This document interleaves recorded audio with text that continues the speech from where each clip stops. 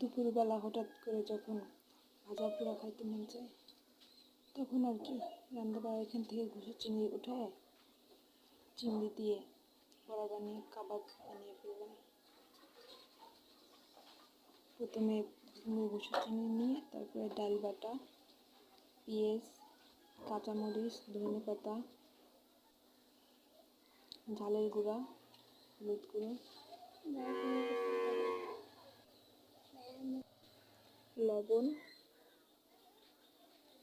ধনিয়ার গুঁড়ো, জিরের গুঁড়ো, রসুন বাটা দিয়ে ভালো করে কষিয়ে মাখিয়ে নিতে হবে। আমি কিন্তু খুব ভালো করে মাখাই নিচ্ছি, যতক্ষণ না সব কিছু মিশে না আসবে ততক্ষণ মাখাতেই থাকতে হবে।